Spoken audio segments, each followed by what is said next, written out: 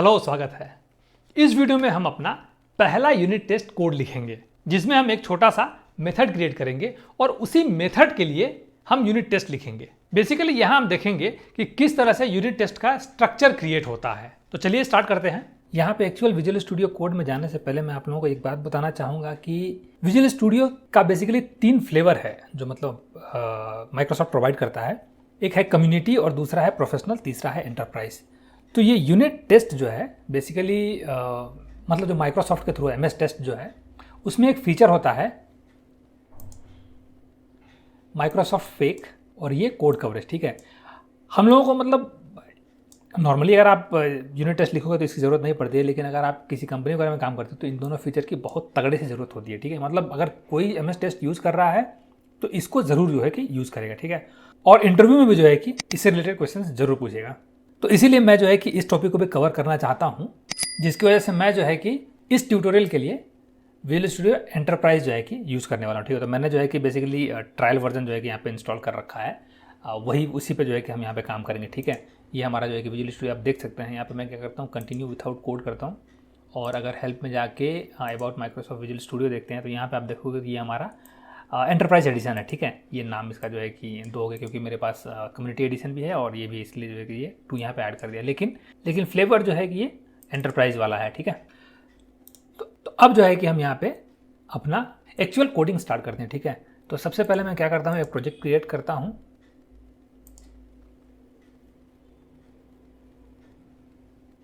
एक web API project create करता हूँ। इसका नाम मैं देता हूँ यूनिट टेस्ट एग्जाम्पल और बाकी सब चीज़ एज इट इज़ रहने देता हूँ। और इसमें मैं नेक्स्ट करूँगा और यहाँ पे HTTPS को अनचेक कर दूँगा और नॉर्मल .NET कोर 3.1 यही हम जो है कि यूज़ करने वाले हैं। ठीक है, इसको हम क्या करते हैं, क्रिएट करते हैं।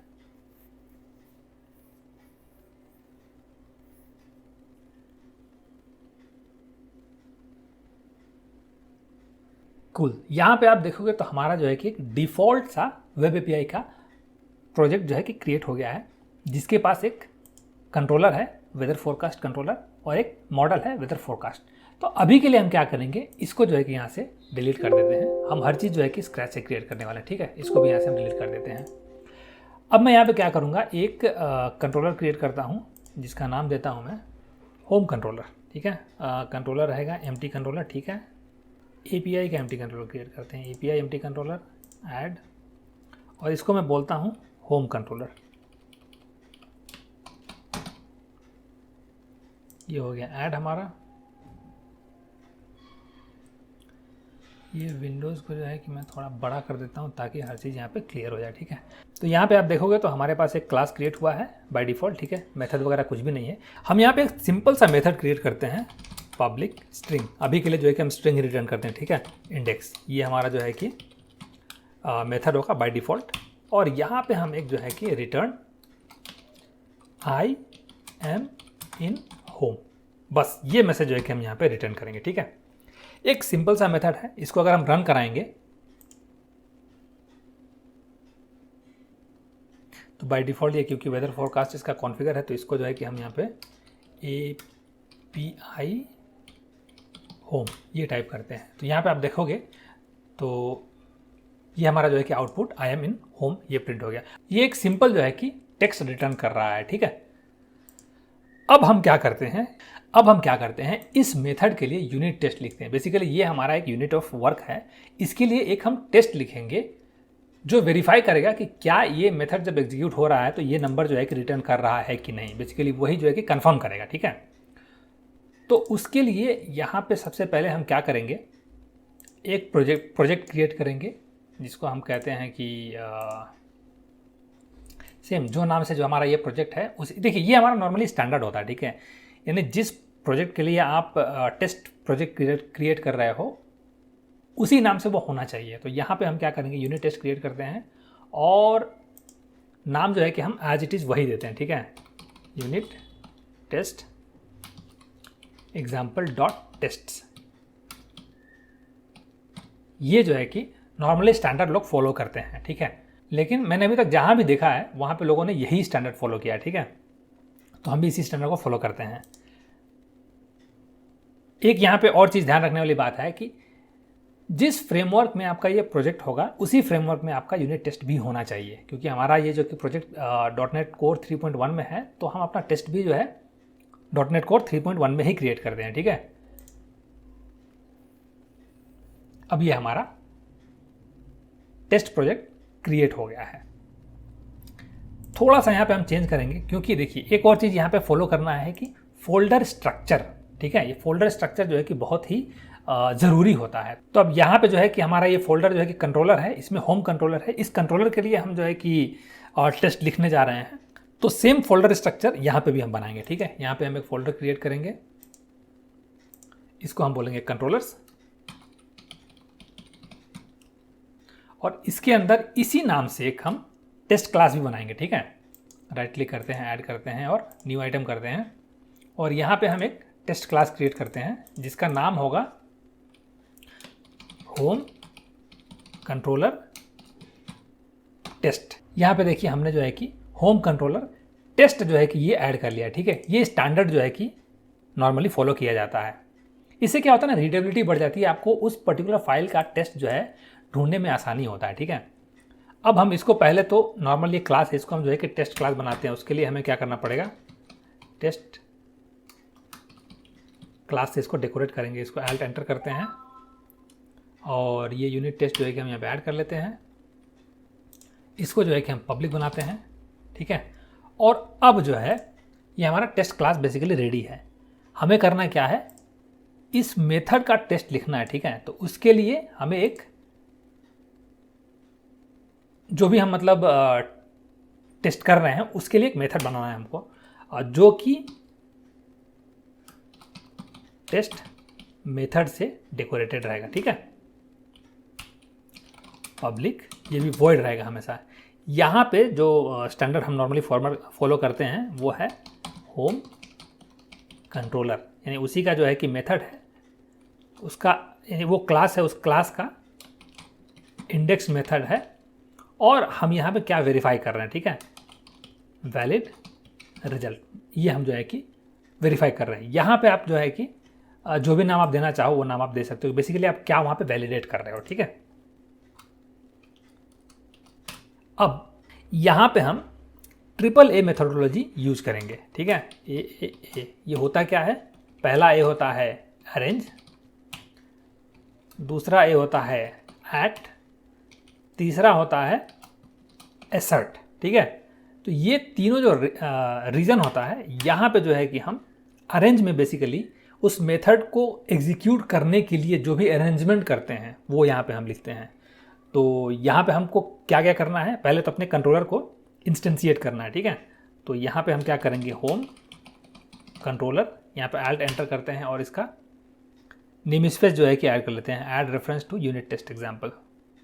अच्छा हाँ, यहाँ पे एक चीज़ मैंने जो है कि आप लोगों को नहीं बताया, वो यहाँ पे जो है कि ये आपका टेस्ट प्रोजेक्ट जो है अपने आप नहीं जान पाएगा कि हमको जो है कि यही टेस्ट, इसी प्रोजेक्ट का टेस्ट लिखना है, ठीक है। तो उसके लिए हमको पहले इसका रेफरेंस ऐड करना पड़ेगा, ठीक है। तो यहाँ पे हम क्या करते हैं, ऐड रेफरेंस में जाते हैं, ऐड प्रोजेक्ट रेफरेंस, और यहाँ पे इसको हम सेलेक्ट कर लेते हैं, ठीक है, और यहाँ पे ओके कर देते हैं। अब जो है कि इसका रेफरेंस यहाँ पे ऐड हो गया है, यहाँ पे आप देखो तो ये हमारा यहाँ पे ऐड हो गया, ठीक है। और यहाँ पे हम उसको बेसिकली उसका नेम स्पेस जो है कि यहाँ पे यूज़ कर लेते हैं, ठीक है। तो अब अगर यहाँ पे हम जो है कि एल्ट एंटर करेंगे तो ये कहेगा कि आप जो है कि ये नेम स्पेस रिजॉल्व कर लीजिए। हम जो है कि यहाँ पे नेम स्पेस रिजॉल्व कर लेते हैं, ये हमारा नेम स्पेस यहाँ पे आ गया, और इसको हम बोलते हैं controller equal new home controller, ठीक है। तो अभी इस पर्टिकुलर मेथड के लिए ये हमारा सिंपल सा अरेंजमेंट हमें चाहिए था, इसके अलावा हमको और कोई अरेंजमेंट नहीं करना है। तो ये हमारा अरेंजमेंट सेक्शन जो है वो कंप्लीट हो गया है। अब हमें क्या करना है, एक्ट में जाना है, मतलब बेसिकली वो एक्शन परफॉर्म करना है, ठीक है। तो हमारा एक्शन क्या है, कंट्रोलर डॉट इंडेक्स, यही मेथड को कॉल करना है हमें, ठीक है। और बेसिकली उसका रिजल्ट जो है कि हमें एक वेरिएबल में स्टोर करना, बेसिकली वही रिजल्ट हम वैलिडेट करेंगे यहाँ पे। तो उसके लिए मैं क्या करता हूँ, स्ट्रिंग बनाता हूँ, स्ट्रिंग रिजल्ट इक्वल। अच्छा, अरेंजमेंट में एक और चीज़ हमें स्टोर करके रखना पड़ेगा, वो है कि एक्सपेक्टेड रिजल्ट।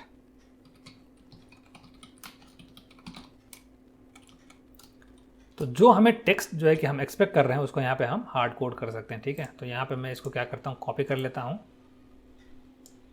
Ctrl+C, और यहाँ पे इसको पेस्ट कर देता हूँ। अब हमारा एक्ट भी कंप्लीट हो गया। अब हमें क्या करना है, एसर्ट करना है। बेसिकली इस सेक्शन में हम जो वैलिडेट करना चाहते हैं वो सब चीज़ों को वैलिडेट करते हैं यहाँ पे, ठीक है। तो इस वक्त हम क्या चाह रहे हैं कि जो भी रिजल्ट आया है वो इस एक्सपेक्टेड रिजल्ट से मैच करे, ठीक है।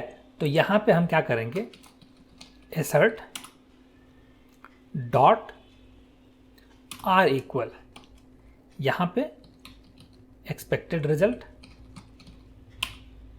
और एक्चुअल रिजल्ट, ठीक है। ये यहाँ पे हम जो है कि ऐड कर लेंगे।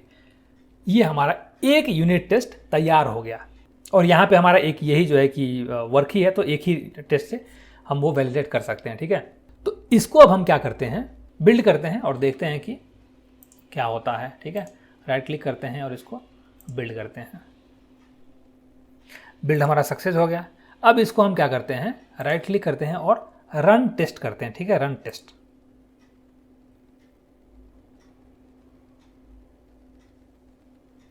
यहाँ पे आप देखोगे तो कह रहा है कि हमारा ये टेस्ट सक्सेसफुल हो गया है, ठीक है। तो यही होता है एक सिंपल सा यूनिट टेस्ट। बेसिकली हमने यहाँ पे क्या वैलिडेट किया है कि हमारा ये मेथड जो है कि जब इसको हम कॉल करेंगे तो इसको यही रिजल्ट जो है कि रिटर्न करना है। इसके अलावा अगर कुछ रिटर्न कर रहा है मतलब वो गलत है। इसको हम एक बार और जो है कि यहाँ पे मान लीजिए कि फ्यूचर में जो है कि कुछ आया, कोई कोड आया, और यहाँ पे इसको जो है कि हम चेंज कर देते हैं, ठीक है। अब इसको मान लीजिए कि हम होम कंट्रोलर कर देते हैं, तो बिल्ड में तो ये कोई प्रॉब्लम नहीं देगा, ठीक है। यानी इसको आप जो है कि बिल्ड करोगे, बिल्ड करो, कोई दिक्कत नहीं है, बिल्ड हो गया सक्सेसफुली। रन करोगे आप तो भी कोई दिक्कत नहीं है।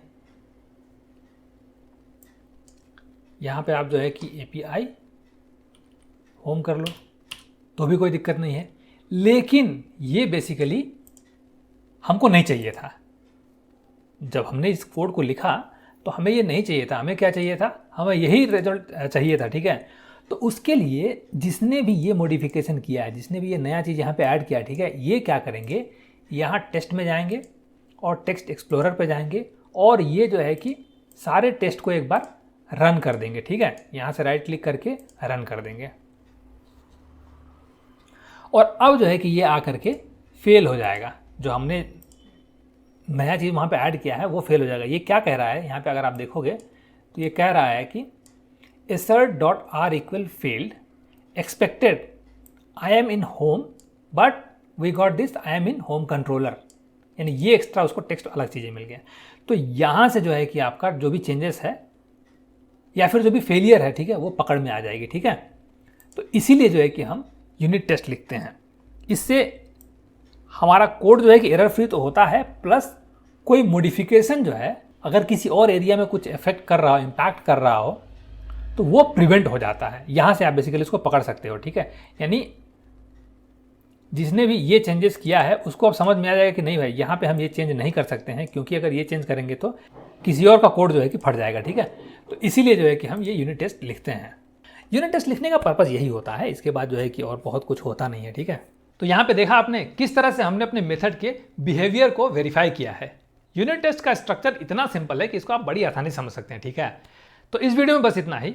अगले वीडियो में हम अपने मेथड पे कुछ और बिहेवियर ऐड करेंगे और फिर हम देखेंगे किस तरह से हम अपने कोड को यूनिट टेस्ट से कवर करते हैं, ठीक है। जिसके लिए हम विजुअल स्टूडियो का कोड कवरेज टूल यूज करेंगे। और ये टूल इतना इंपॉर्टेंट है कि जहां पे भी आप विजुअल स्टूडियो पे काम कर रहे हो, ठीक है, वहां पे आपको ये टूल मिलेगा ही मिलेगा, और आपको मतलब बेसिकली यही टूल यूज होता है, ठीक है। तो मिलते हैं अगले वीडियो में।